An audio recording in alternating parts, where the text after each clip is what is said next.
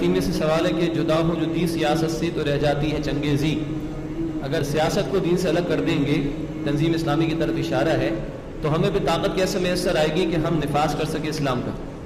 بہت ہی عمدہ سوال ہے اور بہت عملی سوال ہے. مجھے تو اس پر ایمان ہے، جدا ہو دین سیاست سے. میں سمجھتا ہوں کہ سیاست ہمارے دین میں دین سے جدا نہیں ہے بلکہ دین کے تابع ہے، اور جب تک کہ حکومت پر قبضہ نہیں ہوگا اسلام کو آپ نافذ نہیں کر سکتے.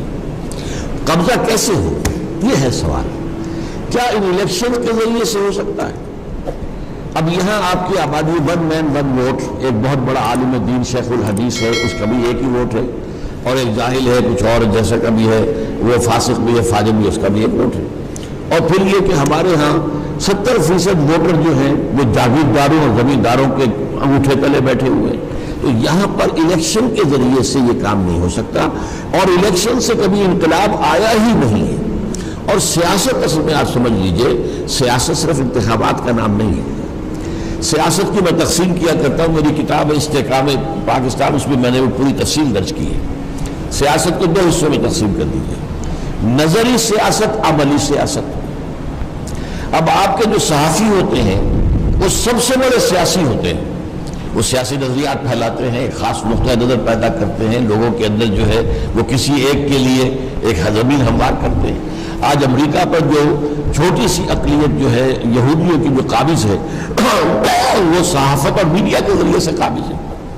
جدھر وہ میڈیا ان کا جو ہے عوام کو لے جاتا ہے ادھر چلے جاتے ہیں. تو وہ بھی صحافی جو ہے، انہیں سیاستدان کوئی نہیں کہتا لیکن وہ سیاسی تو ہے. ایک عملی سیاست جو ہے پھر اس کے بھی دو حصے ہیں. ایک ہے انتخابی سیاست. انتخابی سیاست میں نظام بدلنا پیش نظر نہیں ہوتا، ہاتھ بدلنا پیش نظر. تم ہٹو ہم چلائیں گے، نظام وہی، تم ہٹ جاؤ ہم چلائیں گے. تو اس میں کچھ نہ کچھ جو ہے وہ منشور میں تھوڑا بہت فرق بھی ہوتا ہے. اب ڈیموکریٹس ہیں امریکہ کے اندر اور ریپبلکنز ہیں، کیا امریکہ کے نظام کے بارے میں ان کے اندر کوئی اختلاف ہے؟ نظام تو سب مانتے ہیں. تو وہ اب نظام میں اور آپ مانتے ہیں، اب آپ کہتے ہیں ہم بہتر چلائیں گے، آپ کہتے ہیں ہم بہتر چلائیں گے. اچھا بھائی ووٹ سے فیصلہ کر لو. لیکن نظام بدلنے کے لیے ہوتی ہے انقلابی سیاست. وہ اگر وہاں کمیونسٹ ہو اور وہ وہاں کا نظام بدلنا چاہے، وہ الیکشن میں کبھی نہیں جائیں گے. الیکشن سے حاصل کچھ نہیں ہوگا.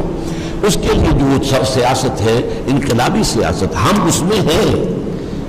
میں سمجھتا ہوں کہ باشعور مسلمان غیر سیاسی ہو ہی نہیں سکتا، ناممکن. اس لیے جب ہمارا دین نظام مکمل ہے تو سیاست اس کا حصہ ہے، سیاست اس کے تابع ہے. لیکن سیاست میں نظری سیاست، عملی سیاست. عملی سیاست میں انتخابی سیاست اور انقلابی سیاست. اب انقلابی سیاست عرب جو ہوئی ایران کے اندر، تو کیا آیت اللہ خمینی جو ہے وہ انتخابات کے ذریعے سے وہاں حکومت میں آ سکتے تھے؟ سوچیے.